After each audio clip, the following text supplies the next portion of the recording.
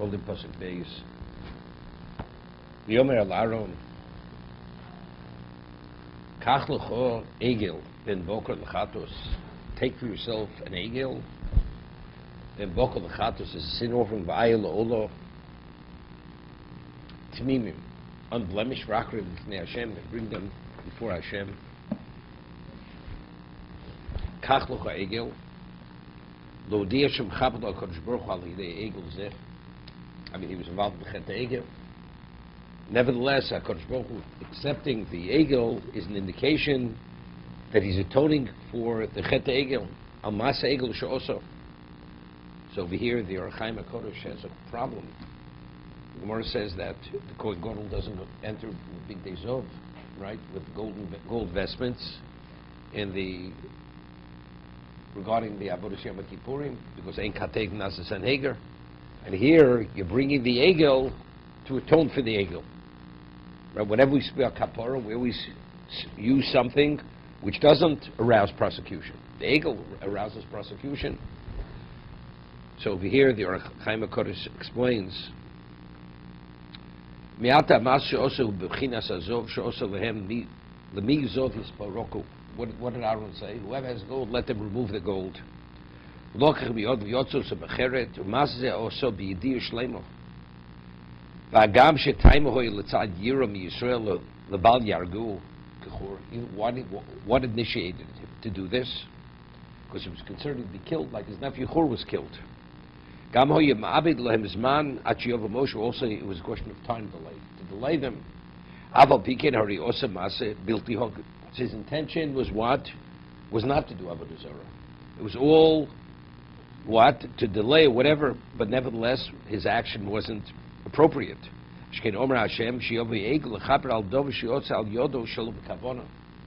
Because something came about which was not your intention, therefore it needs kapara.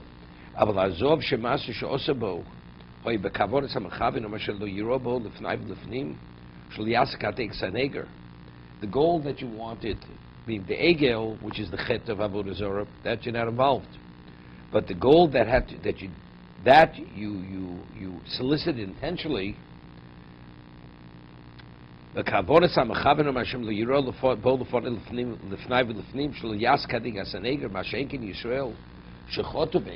See, I would have answered, because the big day kuna, that is what there he's representing Klal Yisrael. So there, that's saying Kateg Nasaneger. Here, this is his personal korban. Personally, he was not involved in avodah zarah. That wasn't his intention. But he's saying, because the gold was intentional. He says, however, because they, why? So for them, they brought two goats. They didn't bring the egel. Because that's ein kateg nasa neger. This is a one-time event, or does this happen every day? This is the 8th day. But, so this is a one-time event. It will never happen again, right? We inaugurated the Mishkan just once. But this is, you said it's a personal, I think, for Aaron. So right. So He has to. This is to qualify him to officiate. Right. Okay.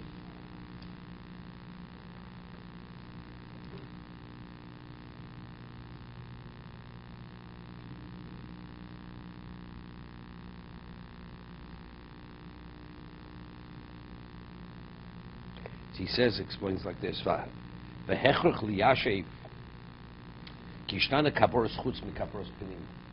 We have the service that was done on the outside, and the service that was done on the inside. One he wore gold vestments, one he wore white vestments. Shekaporos pinim malbenes malabenes hachaton kishemen. Right, the avodas pinim. It was to actually to whiten the sins that should be like snow, which means there's no trace of the original chet. Zelucha ha'os loshin shel zuhuris. There was the crimson cloth which would turn white. That was a miracle. V'davzo mufla tzach shelo yibzo roshem oven cloud. There should be no trace of the original chet. Asher al kene habegodum liyosem b'chutz mechaper magami yosem minzov mashenk kaporos pinim. That's the difference in kaporos chutz, kaporos pinim. The value of the inner begodim where there shouldn't be a trace.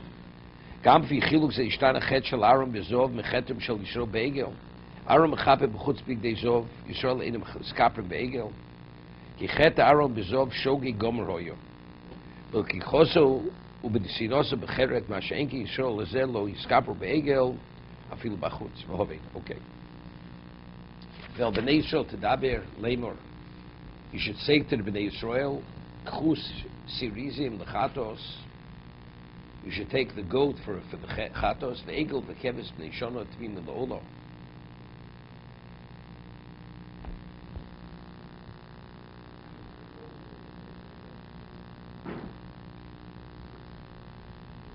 Because that's not the Chet. It's not the Chet.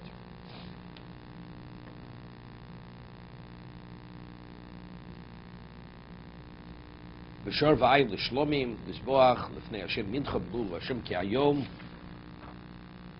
Hashem nira aleichem. What do you need this? Because to be qualified to be the vessel for the Shekhinah to come upon you, so Rashi says, l'hashros keyom Hashem nira aleichem, l'hashros shechinoso, v'masi yedechem, l'kach korbonos halol l'bon chovel l'zayom.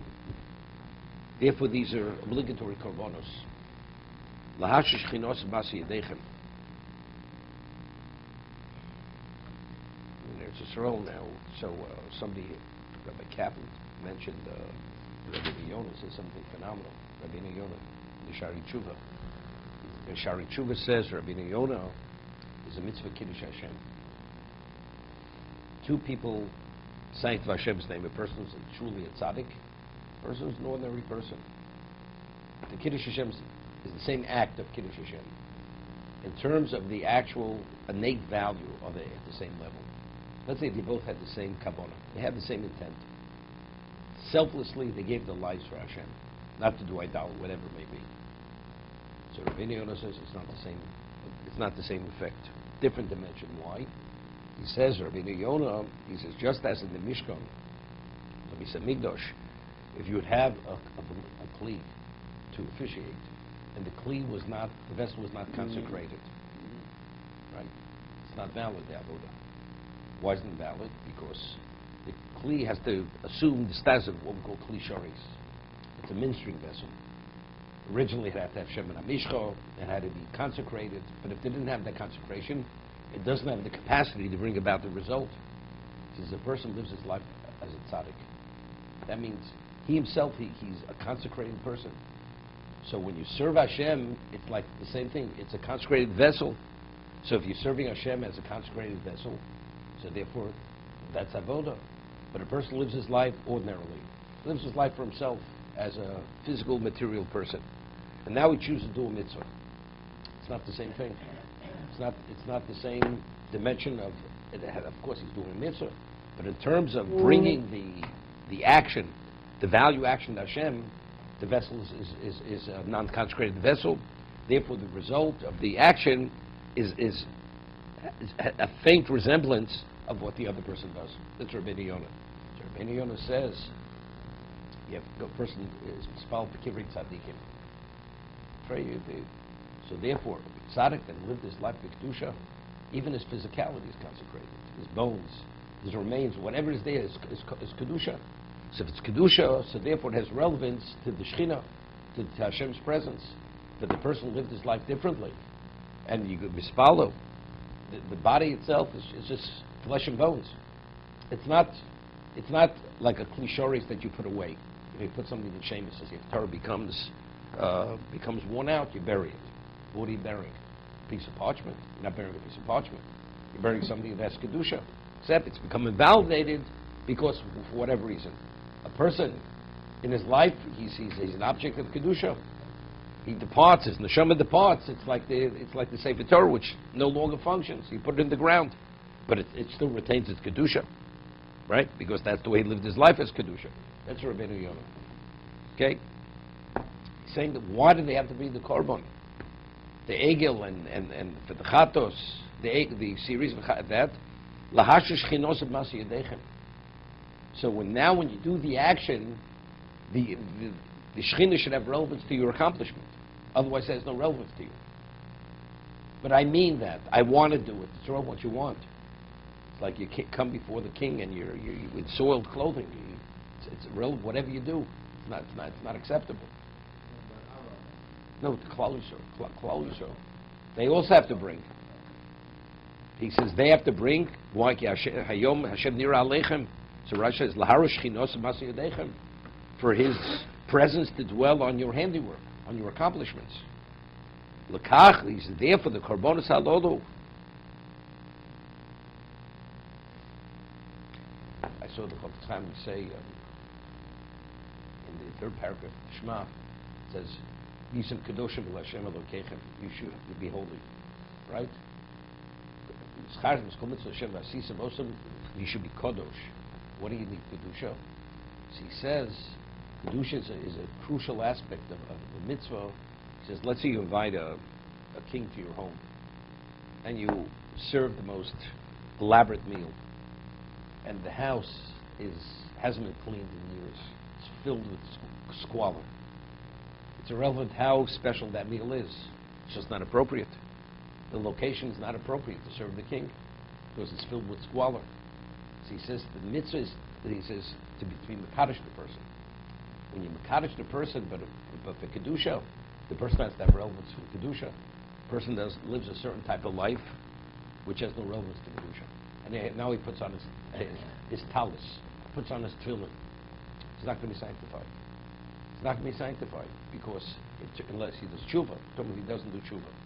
Because what is he? It's like, it's like you're putting tefillin, he's doing a mitzvah, but the kedusha effect. He has no relevance to kedusha.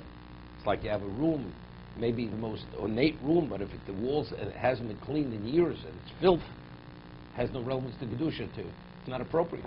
That's what the Chofetz Chaim writes. Okay, let's see the moral.